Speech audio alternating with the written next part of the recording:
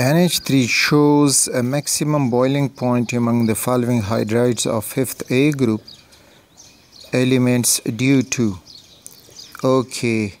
जो है ये maximum boiling point शो करता है NH3 ammonia. तो very small size of nitrogen atom, lone pair of electron per nitrogen atom, enhanced electronegative character of nitrogen and pyramidal structure of ammonia.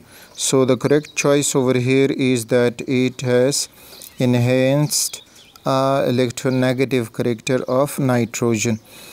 बाकी जो है very small size of nitrogen ना कुछ और भी एलिमेंट हैं जिनका नाइट्रोजन से भी साइज़ स्मॉलर है लेकिन वो हाइड्रोजन बॉन्ड शो नहीं करते. Lone pair of electron present on nitrogen, no lone pair has nothing to do with hydrogen bonding. और आखिर में पिरामिडल स्ट्रक्चर ऑफ NH3, तो पिरामिडल स्ट्रक्चर किसी और का भी होगा लेकिन उसमें हाइड्रोजन बॉन्ड नहीं होगी. तो enhance electronegative character fluorine, oxygen और नाइट्रोजन को इस काबिल बनाता है कि ये हाइड्रोजन बॉन्ड बनाएं. ये एलिमेंट जब किसी कंपाउंड में हो और इनके साथ हाइड्रोजन जुड़ा हो तो ये हाइड्रोजन बॉन्ड बना सकते हैं.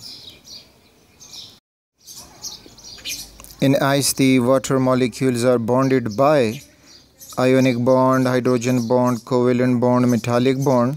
तो आइस जो है ये मॉलिक्यूलर क्रिस्टल है. आइस इज़ मॉलिक्यूलर क्रिस्टल और मॉलिक्यूलर क्रिस्टल में जो होती हैं they are van der Waals forces, van der Waals forces. और वैन डर वाल फोर्सेस में फिर हाइड्रोजन बॉन्डिंग है, लंदन डिस्पर्शन फोर्सेस और साथ में डायपोल फोर्सेस. तो ये तीन किस्म की हाइड्रोजन बॉन्डिंग, ये तीन किस्म की van der Waal forces molecular crystal बनाती हैं. तो आइस में हाइड्रोजन बॉन्ड की वजह से ही ये मॉलिक्यूलर क्रिस्टल बना है. तो correct option is the hydrogen bonding. Which of the following factors has no effect on vapor pressure? तो टेम्परेचर है, amount of liquid, intermolecular attractive forces और नेचर ऑफ लिक्विड. तो देखें कि इनमें से क्या आइडिया आपको याद था कि वेपर प्रेशर को इफ़ेक्ट कर रहा है. तो remember temperature is directly proportional to vapor pressure. Amount of liquid, yes, ये amount of liquid जो है इसका वेपर प्रेशर के ऊपर कोई इफ़ेक्ट नहीं होता. इंटरमॉलिक्यूलर अट्रैक्टिव फोर्सेस जो हैं ये intermolecular attractive forces they are also जो है इफ़ेक्ट दी वेपर प्रेशर. अगर इंटरमॉलिक्यूलर फोर्सेस स्ट्रॉन्ग होंगी तो वेपर प्रेशर उस कंपाउंड का कम होगा. So inversely proportional to vapour pressure. Nature of liquid बिल्कुल पोलर लिक्विड है कि नॉन पोलर लिक्विड है तो इस वजह से उस पर भी इफ़ेक्ट करेगा. उस सिर्फ अमाउंट ऑफ लिक्विड जो है वो वेपर प्रेशर को इफ़ेक्ट नहीं करेगा. और ये क्यों नहीं करता? फॉर एग्ज़ाम्पल अगर आप इस कंटेनर में पानी कंसीडर करें और एक दूसरा कंटेनर भी इसी के साइज़ के बराबर लेकिन इसमें हमने पानी कम डाला है कंटेनर ए में और कंटेनर बी में हमने सपोज़ करें पानी ज़्यादा डाला है. तो अगर टेम्परेचर सेम हो तो you will get both container having vapour pressure of water same. इसमें कोई फ़र्क नहीं आएगा बिकॉज़ जो वाटर कंटेनर ए में है तो उसमें जिस किस्म के स्ट्रेंथ का हाइड्रोजन बॉन्डिंग इस टेम्परेचर पे मौजूद है उसी तरह ये हाइड्रोजन बॉन्डिंग पानी में कंटेनर बी में भी मौजूद है. तो दोनों में हाइड्रोजन बॉन्ड में ना तो वीकनेस आती है ना उसका स्ट्रेंथ बढ़ता है. तो इस वजह से दोनों का वेपर प्रेशर सेम बनेगा. In order to maintain the boiling point of water at 110 degrees Celsius, the external pressure should be. तो वी नो दैट कि बॉइलिंग पॉइंट और जो एक्सटर्नल प्रेशर का रिलेशन है that is directly related to the external pressure. अब जब ये external pressure का डायरेक्टली रिलेटेड है तो अगर हम पानी का बॉइलिंग पॉइंट 100 है, उसको बढ़ाएंगे 110 तक, तो हम क्या करेंगे कि एक्सटर्नल प्रेशर भी बढ़ाएंगे। तो 100 बॉइलिंग पॉइंट जो पानी का है वो है 8760 टॉर, या इसी तरह is equal to 760 millimeter of mercury and equal to 180 M. तो इस प्रेशर पे पानी का बॉइलिंग पॉइंट 100 होगा। अब अगर वो कह रहे हैं कि 110 पे ले जाना है तो हमने प्रेशर को बढ़ाना होगा और फिर जाके 100 से ऊपर जाएगा जो बॉइलिंग पॉइंट है। सो चॉइसेस में है कि above 760 torr, yes this is the correct choice. Below 760 no, equal to 760 torr और 180 M any value of pressure, so the correct choice is A. Which one of the following has no effect on boiling point of a liquid? Okay, boiling point जो है external pressure, yes external pressure effect करता है इसको। Intermolecular forces, बिल्कुल वो जो हैं boiling point की डायरेक्टली प्रोपोर्शनल हैं, ये भी इफ़ेक्ट कर रहे हैं। Amount of liquid, so amount of liquid has no effect on boiling point. पानी जितना भी होगा उसका बॉइलिंग पॉइंट 100 डिग्री सेल्सियस है अगर हमने एटमॉस्फेरिक प्रेशर जो है वो 1 एटमॉस्फेयर बरकरार रखा है, उसमें कोई चेंज नहीं आएगा। So the choice over here is C. और फिर जो इम्प्योरिटीज़ इन द लिक्विड हैं वो भी बॉइलिंग पॉइंट को इफ़ेक्ट करती हैं, तो सिर्फ अमाउंट ऑफ लिक्विड इफ़ेक्ट नहीं करेगा, which is the choice. Heat of vaporization is a measure of dash of intermolecular attractive forces. Okay, heat of vaporization delta HV, और इसी तरह से heat of sublimation delta HSUB and heat of fusion, ये सारे energetics of the phase change हैं और इनकी value directly proportional है to the strength of intermolecular forces.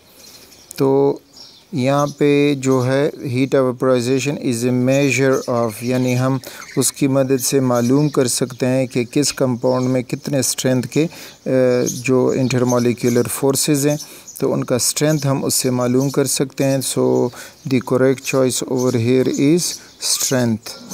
Nature इसे मालूम नहीं होती, काइंड और डायरेक्शन। स्ट्रेंथ अगर मालूम होती है तो सिर्फ हीट ऑफ वेपोराइजेशन और इनसे स्ट्रेंथ ऑफ इंटरमॉलिक्यूलर फोर्सेस हम फाइंड आउट कर सकते हैं।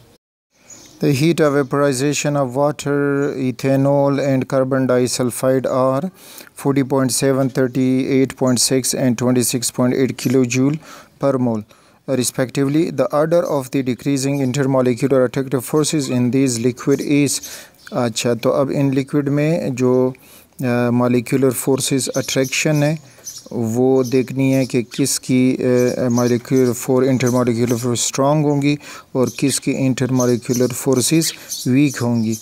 तो रिमेंबर कि जो हीट ऑफ वेपोराइजेशन है it is directly proportional to intermolecular forces. तो अब जिसकी हीट ऑफ वेपोराइजेशन ज़्यादा है तो उसमें स्ट्रेंथ ऑफ इंटरमॉलिक्यूलर फोर्सेस भी ज़्यादा होगा, और जिसकी हीट ऑफ वेपोराइजेशन कम है तो स्ट्रेंथ ऑफ इंटरमॉलिक्यूलर फोर्सेस भी कम होगा। तो अगर आप ऊपर वैल्यू देखें H2O जो है वो 40.7 हीट रखता है, इथाइल अल्कोहल जो है वो 38.6 है और कार्बन डाइसल्फाइड का जो है 28.8। तो मीन्स के सबसे ज़्यादा हीट ऑफ वेपोराइजेशन वाटर का है, तो वाटर में ज़्यादा होनी चाहिए इंटरमॉलिक्यूलर फोर्सेस की स्ट्रेंथ बनिस्बत इथाइल अल्कोहल के, और इथाइल अल्कोहल का कार्बन डाइसल्फाइड से। So water greater than ethyl alcohol greater than carbon disulphide. So the correct choice over here is A.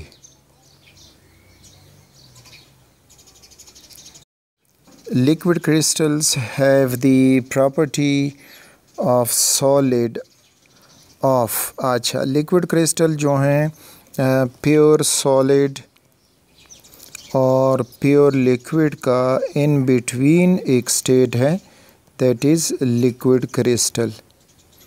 तो अब इसमें कुछ प्रॉपर्टी सॉलिड की तरफ से होती हैं, कुछ प्रॉपर्टी लिक्विड वाली होती हैं, तो इस वजह से इसको लिक्विड क्रिस्टल कहा जाता है। तो सॉलिड की प्रॉपर्टी इसमें एक होती है ऑप्टिकल एक्टिविटी, जो ऑप्शंस में भी आपको मिल रहा है, that is optical activity.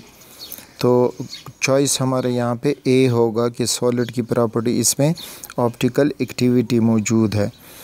Okay, अब विस्कोसिटी ये लिक्विड की प्रॉपर्टी है, और इसी तरह जो लस्टर सरफेस है ये भी सॉलिड की प्रॉपर्टी है, लेकिन लिक्विड क्रिस्टल में ये एग्जिस्ट नहीं होती। और हाई मेल्टिंग पॉइंट ये भी आयोनिक सॉलिड या सॉलिड का वो है, लेकिन वो इसमें एग्जिस्ट नहीं करता। अगर एग्जिस्ट करता है तो सिर्फ ऑप्टिकल एक्टिविटी इसमें होती है लिक्विड क्रिस्टल में। Particles of solids have rotational energy, vibrational energy या translational energy या all energies। तो इसमें कौन से होंगे? तो particles of solid have, तो remember solid के particles they are very compactly packed together या closely packed together। तो बहुत मुश्किल से इनमें कोई मोशन पाया जाएगा। अब रोटेशनल एनर्जी, तो जो ये पार्टिकल है ये किसी किस्म की रोटेशन नहीं कर सकता, अपनी जगह पे फिक्स्ड है। अच्छा, ट्रांसलेशनल एनर्जी, ये पार्टिकल जो है वो स्ट्रेट मोशन नहीं कर सकता, जिसकी वजह ट्रांसलेटरी मोशन नहीं कर सकता, तो इसमें ट्रांसलेटरी एनर्जी नहीं होगी। वाइब्रेशनल एनर्जी, येस, तो वाइब्रेशनल एनर्जी इनमें पाई जाती है, बिकॉज दीज पार्टिकल्स जो हैं वो अपनी जगह पे शटलिंग कर सकते हैं, यानी मीन पोजीशन पे वाइब्रेट होते रहते हैं, जिनकी वजह से इनमें ये एनर्जी पॉसिबल है और होगी, vibrational energy. Cleavage is a dash behaviour, so cleavage is an anisotropic behavior. Correct option is over here D, which is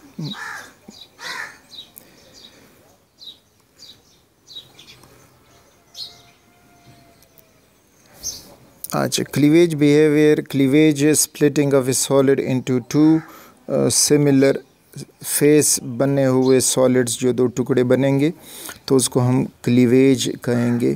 तो cleavage is a dash behaviour, it is an isotropic behaviour. An isotropic वो property जो direction के साथ change होती है। तो अगर आप सॉलिड में क्लीवेज एक डायरेक्शन से आप उसको आसानी से तोड़ सकते हैं, लेकिन जब आप डायरेक्शन चेंज करेंगे तो फिर उसका तोड़ना उसी तरह मुश्किल हो जाएगा। तो ये क्लीवेज जो है एक एनाइसोट्रोपिक बिहेवियर है। तो वो बिहेवियर जो डायरेक्शन के साथ चेंज होता हो तो उसको हम कहते हैं cleavage behaviour, anisotropic behaviour. The transition temperature is temperature shown by transition metals, no temperature at which two liquid makes no temperature at which or temperature crystalline form substance coexist in equilibrium. So this is D is the correct option. तो अब देखें, कुछ इस तरह pairs या matching words होते हैं जो बंदे को कंफ्यूज कर देते हैं, जिसमें ट्रांजिशन टेम्परेचर, तो स्टूडेंट्स के जहन में ख्याल आएगा कि भाई ट्रांजिशन एलिमेंट से इसका कोई ताल्लुक़ होगा, नो। इसी तरह temperature at which two liquid mix, that is known as critical solution temperature. Critical solution temperature उसको कहते हैं। At which two solid vaporise, तो वेपोराइज वाला जो है वो सब्लिमेशन टेम्परेचर कहलाएगा। तो जो एग्जैक्ट आंसर है इसका वो temperature at which two crystalline form exist in को इक्विलिब्रियम, तो वो होता है ट्रांजिशन टेम्परेचर। यानी फॉर एग्ज़ाम्पल एक सब्सटेंस जो है इसका एक ख़ास टेम्परेचर पे क्यूबिक क्रिस्टल होता है, लेकिन जब टेम्परेचर आप बढ़ाओगे तो वो सपोज़ करें कि ये टेट्रागोनल शेप में चेंज हो गया है, और फिर अगर आप टेम्परेचर कम करोगे तो वापस क्यूबिक फॉर्म में आएगा। तो ये टेम्परेचर जो इनमें इंटर कन्वर्जन कर रहा है इक्विलिब्रियम फॉर्म में, और ये डायनेमिक इक्विलिब्रियम होता है जब तक ये टेम्परेचर आप बरकरार रखोगे, तो इस टेम्परेचर को ट्रांजिशन टेम्परेचर कहते हैं। Isomorphic substances have same size of crystal, same melting points, same molecular formula, same crystal structure। तो आपको नाम से ही आइडिया होना चाहिए कि आइसो मीन्स सेम और मॉर्फोलॉजी यानी शेप या स्ट्रक्चर, शेप और स्ट्रक्चर। तो isomorphic substances have same crystalline structure, so choice D is correct choice.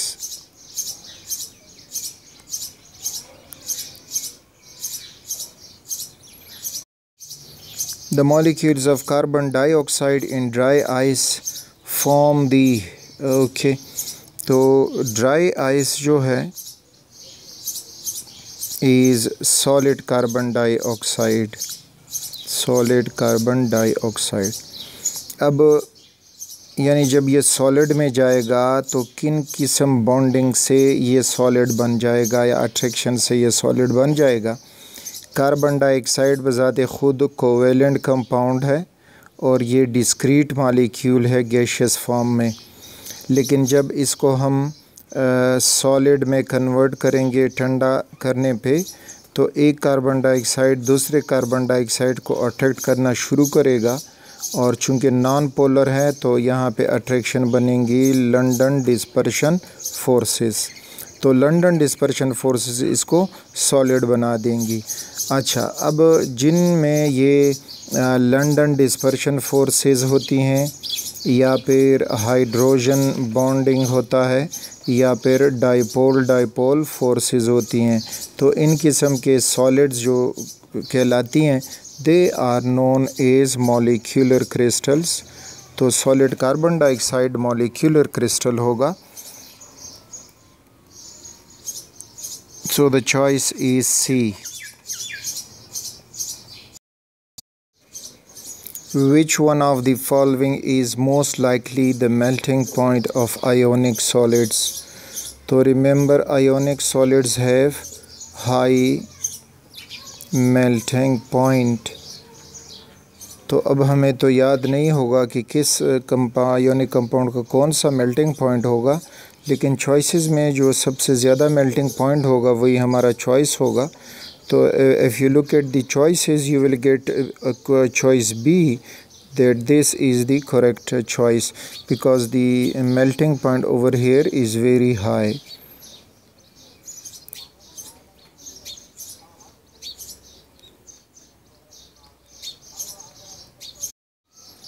Which one does not form covalent crystal? यानी जो सॉलिड बना है क्रिस्टलाइन, तो वो किस वजह से बना है। यहाँ पे कह रहे हैं कि इनमें से अब कौन सा जो होगा वो कोवेलेंट बॉन्ड की वजह से क्रिस्टल नहीं बना होगा। तो डायमंड अगर देखेंगे तो ये भी कोवेलेंट बॉन्ड रखता है, तो ये कोवेलेंट क्रिस्टल हुआ। ग्रेफाइट भी कोवेलेंट बॉन्ड रखता है और सिलिकॉन ये भी कोवेलेंट बॉन्ड रखते हैं। तो डायमंड एंड ग्रेफाइट और the allotropic forms of carbon, और सिलिकॉन भी उसी का दूसरा मेंबर है कार्बन फैमिली का। अब कार्बन टेट्राक्लोराइड, तो ये जो है ये एक मॉलिक्यूल है, रूम टेम्परेचर पे लिक्विड फॉर्म में एग्जिस्ट करता है, लेकिन जब हम इसका और नॉन पोलर भी है, इसको जब हम सॉलिड फॉर्म में कन्वर्ट करेंगे तो दूसरा कार्बन टेट्राक्लोराइड इसके करीब आके अट्रैक्शन बनाएगा। तो जो अट्रैक्शन यहाँ पे बनेंगी तो वो होंगी लंदन डिस्पर्शन फोर्सेस LDF, उनकी वजह से ये जो है क्रिस्टल बन जाएगा। तो कार्बन टेट्राक्लोराइड आंसर है क्योंकि ये कोवेलेंट क्रिस्टल नहीं बनेगा, जबकि बाकी हैं डायमंड, ग्रेफाइट, सिलिकॉन, तो ये कोवेलेंट क्रिस्टल होते हैं।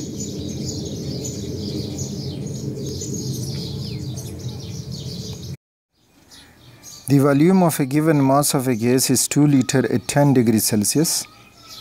Keeping the pressure constant, at what temperature volume would be 4 liters?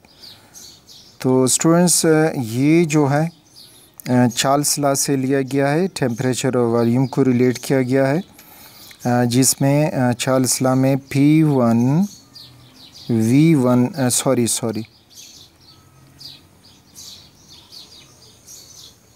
V1 divided by T1 equals to V2 divided by T2.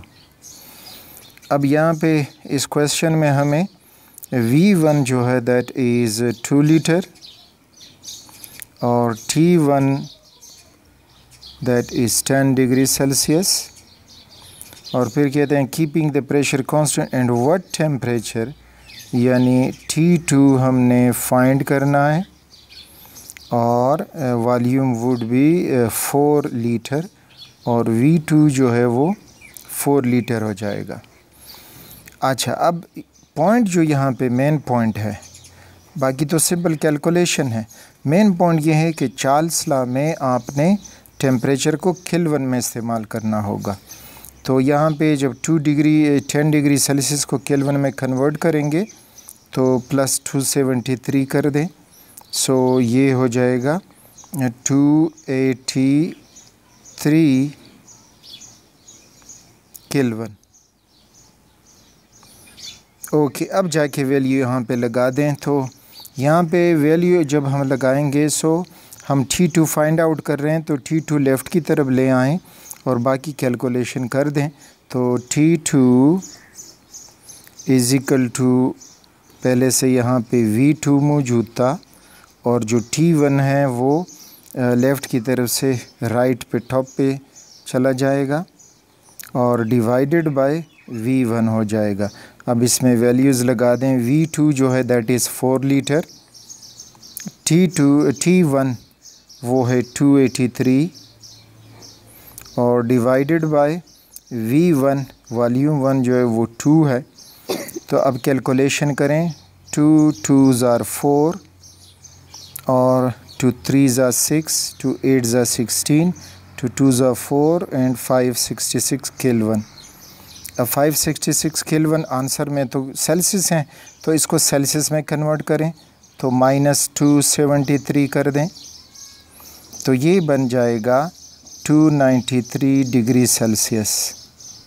So this is the correct choice which is matching D. So D is the correct choice here. What is the relative molecular mass of a gas that effuses 1/4 times as fast as helium gas? अच्छा, question तो sense बनाता है, बल्कि ये grams law से है, तो हमें रेट ऑफ इफ्यूजन मालूम करनी है की मदद से अननोन गैस का मोलर मास मालूम करना है। तो यहाँ पे वो कह रहे हैं कि रेट ऑफ X ये 1 है और rate of helium X for unknown gas वो है 4 है। अच्छा, अब जो रिलेशन है, फार्मूला है, that is R of helium divided by rate of effusion of the unknown compound equals under root molar mass of X divided by molar mass of helium। Values अब लगा दें, तो हीलियम जो है वो 4 है, अननोन जो है 1 रेट है और अंडर रूट mx वो फाइंड आउट करना है और डिवाइडेड बाय हीलियम उसका है 4 मॉलिक्यूलर मास। अब दोनों साइड का स्क्वायर रूट स्क्वायर ले लें, तो स्क्वायर लेने से ये हो जाएगा 16 इज़ इक्वल टू, ये अंडर रूट स्क्वायर के साथ ख़त्म हुआ, so you got mx divided by 4 left पे आके मल्टीप्लाई हो जाएगा और राइट पे भी, तो यहाँ से ये ख़त्म हो जाएगा और 16 4 64 is the molar mass of the X, यानी 64 AMU या 64 ग्राम पर मोल। तो correct choice is B, that is 64।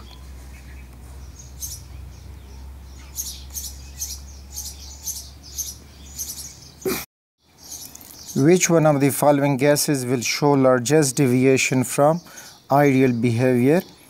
Okay, अच्छा अब देखें ideality of a gas is inversely proportional to a attractive force constant या coefficient of attraction and inversely proportional to b bigness constant या फिर साइज़ ऑफ मॉलिक्यूल। तो ये relation याद होने से आपको आसानी होगी एक ideal gas non ideal gas को फाइंड करने के लिए।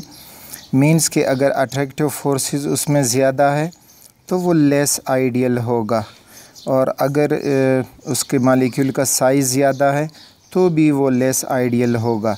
तो अब चॉइसेस में जो है हाइड्रोजन फ्लोराइड है, HBr, HCl और HI।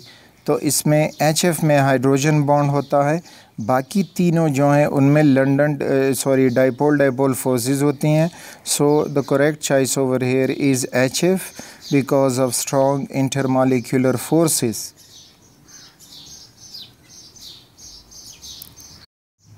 What is the partial pressure of oxygen in a container containing 32 gram oxygen and 22 gram carbon dioxide at certain temperature?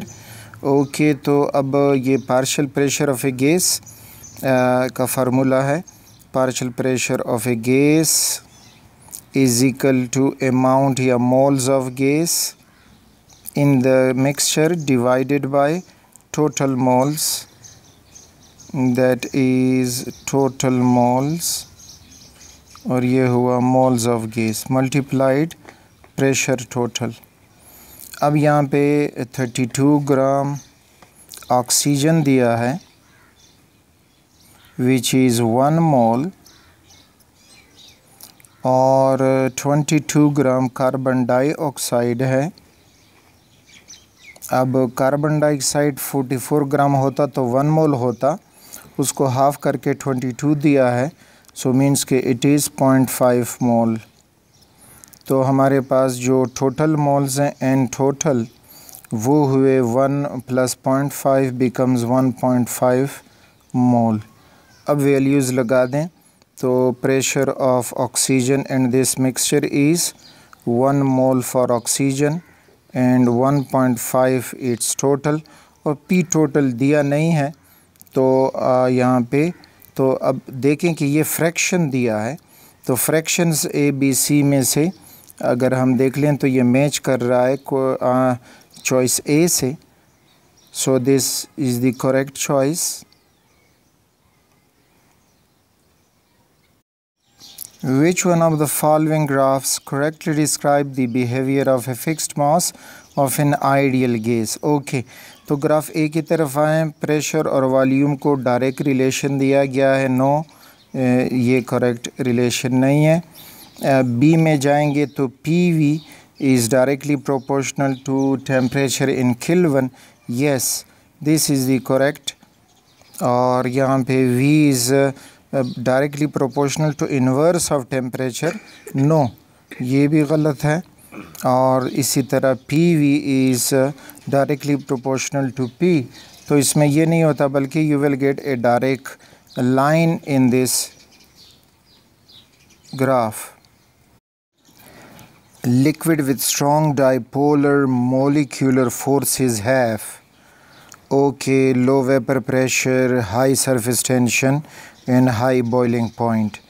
तो अगर आप देखें कि अगर डाइपोलर जो भी हो, डाइपोलर फोर्सेस हाइड्रोजन बॉन्ड या लंडर डिस्पर्शन फोर्सेस, वो कहलाती है इंटरमॉलिक्यूलर फोर्सेस। ये अगर स्ट्रॉन्ग हैं तो लिक्विड का वेपर प्रेशर जो है वो कम होगा।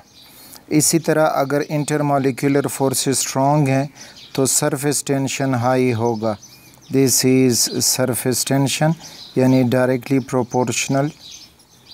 और अगर इंटरमॉलिक्यूलर फोर्सेस स्ट्रॉन्ग हैं तो बॉइलिंग पॉइंट भी हाई होगा। मींस के यहाँ पे जो चॉइस है हमारा दैट इज़ डी।